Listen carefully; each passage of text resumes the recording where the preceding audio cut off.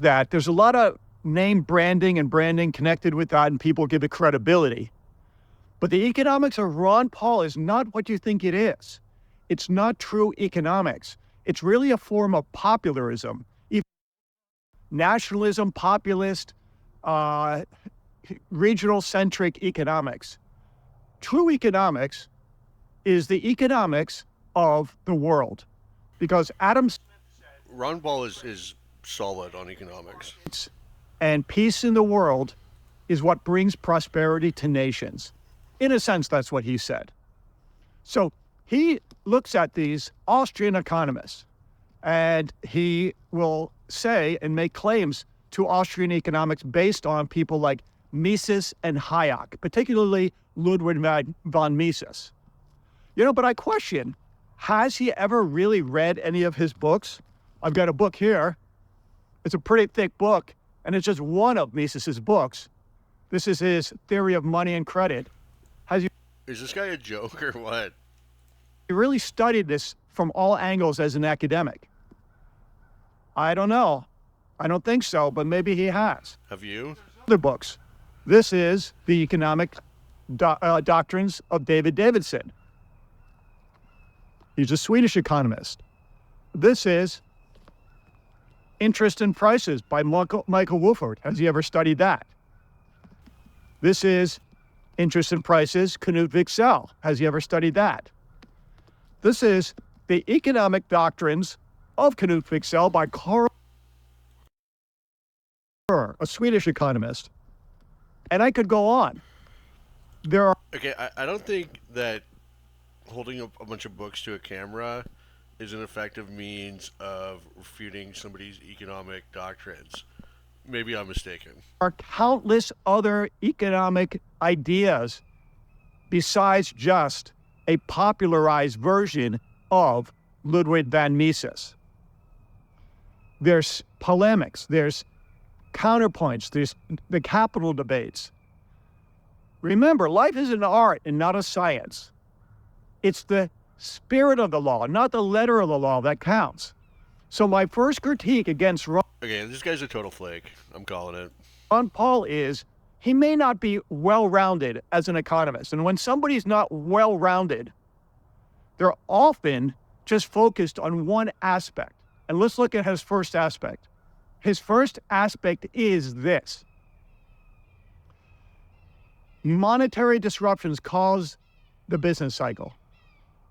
Not monetary disruptions, artificial credit expansion, artificial expansion of the money supply, inflation, basically, is the argument. Monetary economist. I'm doing a lot of work in this regard, and I would say it is a cause. It is not the cause. But if you statistically No, it is the cause. lay out all the causes of the business cycle through time, you're going to see even Knut Wicksell. He believed it was real factors, not monetary factors, that caused the business cycle. And I would put the Swedish economists one notch above the Austrian economists if I were to rank them. Eric Lindau, Gunnar Myrdal, okay? Even modern ones, Axel Leonhubert. Wicksell had an important contribution regarding the quote-unquote real interest rate, or the market interest rate. But he's nothing compared to Mises or Hayek or Rothbard or Ron Paul, for that matter. I mean, he's a minor figure. The Swedish economists were above and beyond, in my opinion, the Austrian economists, because they had a much more rounded view of the world and much more broader perspective. So yes, monetary factors can cause business cycles. But Ron Paul... No, that is the cause of the root cause of the business cycle. It's artificial credit expansion that mimics an increase in consumer savings, and so there's malinvestments in capital goods industries because this mimicking of consumer savings. If you had increased consumer savings, if time preference was lengthened, then you would have greater demand for capital goods industries. So you have malinvestment in capital goods industries, and eventually the malinvestment is determined to be uneconomic and liquidated. That is what what causes the business cycle. It's not the only cause. Okay? And when you just obsess about one thing, chances are, you're not going to be representing the whole truth.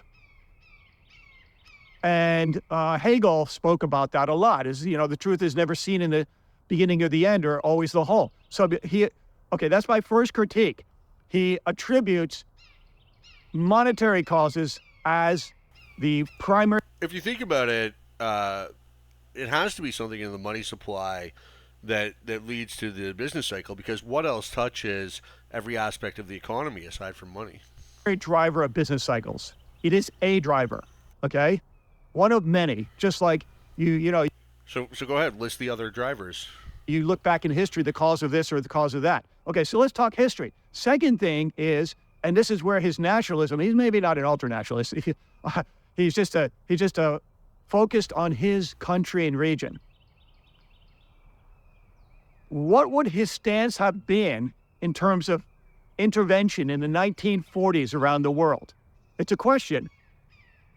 Okay, well, this doesn't have anything to do with economics now, but I'd assume he's an American firster. What would it have been in the 1860s in America? He's connected largely to these Mises, I just call them Mises people, in Alabama. Again, nothing to do with economics. There's an organization, I'm not going to mention it by name. What is their view on, state succession? Okay, it's a question. Texas succession. Yeah, states have a right to secede. I mean, why not? Why would the Constitution be a death pact? If you can form a better union, then certainly people can leave that union. Just like any voluntary relationship, should be secedable from. So, what would their view been in the 1860s? Non-interventionist? See, no man is an island. Okay, but that, again, nothing to do with economics. And sometimes, unfortunately, just like we have the police, there needs to be some sort of intervention when bad actors are acting. But the reason the North attacked the South wasn't because of slavery, which maybe they would have been justified if it was a crusade to free the slaves. Slavery was a horrible, evil institution, and the South, was very pro-slavery, of course.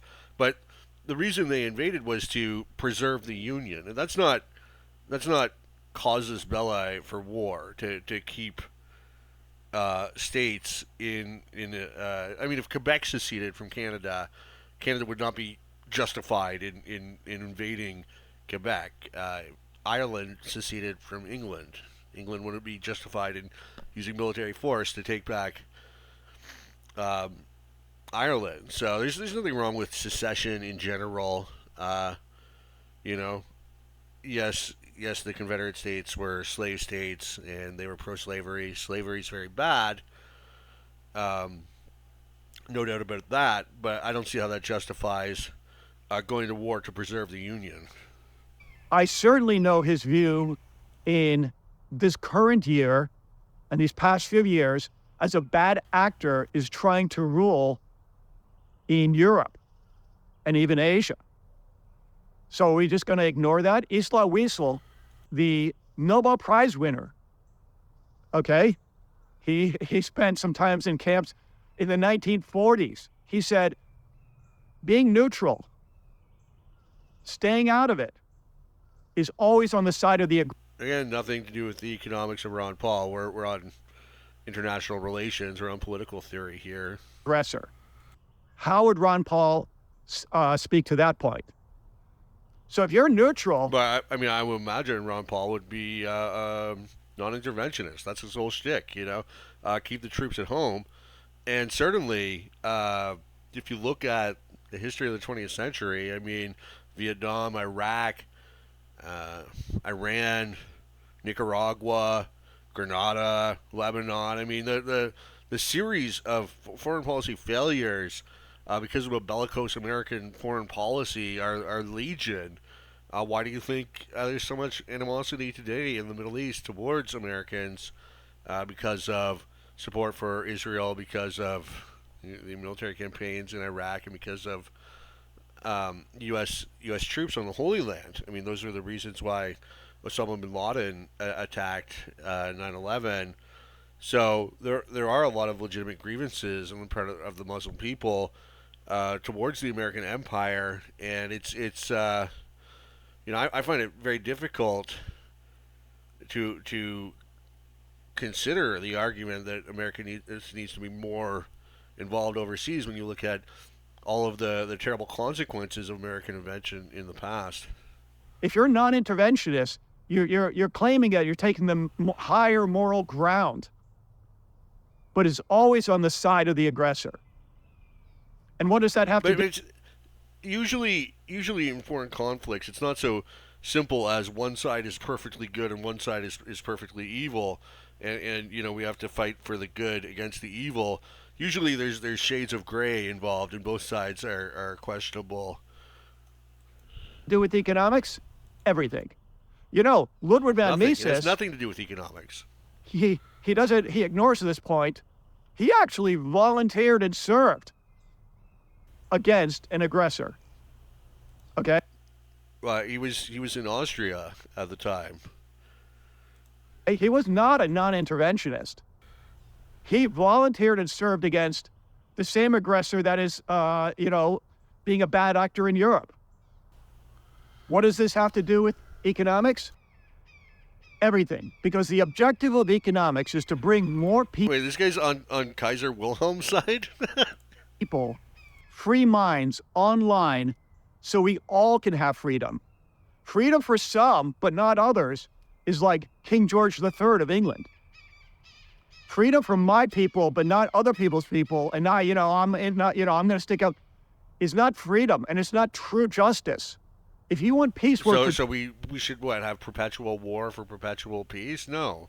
Rights are universal, but their enforcement is local. justice. So true justice is not a non-interventionist neutral stance, because Isla Wiesel blows that argument out of the Again, nothing to do with economics. water that you're always on the side of the aggressor if you don't care, or you may care in an abstract sense. So Something tells me this guy is not going to be the one to pick up the machine gun and go overseas to fight these holy crusades. so that's the In the second name of democracy, justice, and equality for all. thing, because we need people in the world to work together peacefully, and we all have to be democratic and free. And then economics will And the way to do that is to wage war. continue to take off. So the first thing is I really don't think this guy knows the first thing about Ron Paul's economics. monetary cause of the business cycle. Second thing is he's neutral when bad actors are acting around the world. I mean, if you want to criticize Ron Paul, criticize him for being in favor of the gold standard. That's a pretty easy thing to attack. Criticize him for, if you wanted to get into the political angle, criticize him for his stance on the Civil Rights Act. But if you want economics, criticize him on his opposition to the New Deal. I mean, it's not hard to find grounds on which a lot of people would agree with you if you mounted the criticism. But this guy's not even trying. He doesn't. I really don't think he even knows the first thing about Ron Paul's economic positions aside from his monetarist view of the business cycle. The third thing is balance the budget. Now, I could probably agree with him Okay, well, all right. on parts of that. I'm fairly fiscally frugal, let's say. And I do understand some of his points, but he's not an economist, because you can't be, just so rigid in thinking it's the only solution to life, because many You can't be a fiscal conservative and be an economist. Are you serious? prosperous countries continue to prosper and flourish Post hoc ergo propter hoc. under very monetary economic situations, including an unbalanced budget. And if you look at Hong Kong and Singapore, they practiced fiscal austerity. They did not run up massive debts, and they prospered Very well. The big thing that he ignores is it's not the nominal number in the budget. He will throw out some number like, oh, we're up to 32 trillion, debt. It's the debt to GDP ratio. If that's falling because of an economic boom or new innovation or greater freedom and The debt to GDP ratio is one way that uh, people rationalize excessive government debt. But just because the economy is somewhat keeping pace with this profligate government spending doesn't mean the profligate government spending is a good idea. The reality is simple, which is that the more money the government spends, the less money society has. And it doesn't matter if they're raising taxes or they're paying for it with inflation, financing the debt through the banking system. What really matters is just aggregate government spending. I mean, I don't even buy into this argument that you have to look at it in real terms because the government is responsible for the inflation too in the first place. Government spending in general is bad for a whole host of reasons. For one, when I spend my money on myself, it goes to my highest ordered ends, so it generates the maximum amount of utility for me. But when the government spends my money supposedly on me, they're completely unaware of my ends, and they wouldn't care even if they knew them. So the money gets spent on what's politically popular. What's more, even if the money does get spent on things that people in general agree are pretty good, like education, healthcare, infrastructure, there's no way to know how much of the national output should be devoted to each of these so-called good spending areas, um, because there's no price system involved. So the price system is the best way to allocate scarce resources. But because you have state monopolies on infrastructure, on education, on healthcare, then there's no way of knowing if you're spending too much or not enough. Furthermore, even though the money's being spent on stuff that people view as in general a positive good for society, it's being done through this terribly inefficient state monopoly system. And that's even before we get into the much more serious issues of the money being spent on stuff that is not a public good, is not good for anybody, like war, like the government spying on us, like the abuse of our civil liberties from the war on drugs, the no-knock warrants, the militarization of the police, the overcriminalization of everything in society, the regulatory machine. and peace in the world, it will continue to fall until it becomes, inconsequential. Yes, I am for fiscal constraint, okay? But I'm just saying some of his thinking is a little bit, in my opinion, extreme, black or white. And he certainly has not read. Some things are black and white. If you compromise between good and evil, you don't get a better solution. You get more evil. A fraction of the books out there on economics. And this is a fraction of the fraction. He hasn't even read all the, works of Mises and Hayek in German translation. Even like Knut Wicksell, who is very To be fair, I mean Hayek's a pretty dry read. close to, the Austrians. He's a Swedish economist. He's got scores of works, even untranslated and unread. And from my understanding and research, he revises some of his positions. So, to be making claims that this is the only way, it's not a religion, it's economics. It's about being critical and open-minded. So It's economics, but the thing is that Mises was such a phenomenal figure. I mean, he laid it all out in human action. I mean, he took the best of everyone who preceded him, as well as his own contributions. I mean, I do agree with what this guy's saying that you need to get the whole of economics. You got to read everybody, and that's what Murray Rothbard did with his History of Economic Thought before Adam Smith. Phenomenal work. Because the truth is that ideas do get lost through time, and sometimes those ideas are better than what they're replaced with. But Ron Paul's anti-deficit, anti-debt positions, there's nothing. He's you can't criticize him on that. He's rock solid, 100%. That's the right approach. That's how you have a prosperous society. Limited government, gold standard. And the problem is, see, the modern economics profession are just whores for the power elite. They say whatever it is politicians and bureaucrats want them to say, they'll rationalize, and it's basically neo-mercantilism. They'll rationalize any exercise of state power because that's what side the bread is buttered on. And the economics used to be a noble profession. It used to be about speaking truth to power and about holding, the state officials accountable for the harm from their actions. And I don't see any of that in the economics profession anymore. Everybody's sold out. So as an economist, I would give him maybe even a C minus. And the main reason is he doesn't look at the totality of the world and that we are all seeking freedom and peace. And he's ignoring major geopolitical events which can derail economics and bring us to a lower level on the PPC curve. We want an outward shift. We want to be like, Ronald Reagan wasn't an economist, but we want to be like that type of thinking, a very global, broad thinking, because what benefits the world will also benefit me and my people. You just can't. No, I hard disagree. I'm with Ron Paul on this one. Non-intervention, entangling alliances with no nations, but honest friendship and commerce with everybody.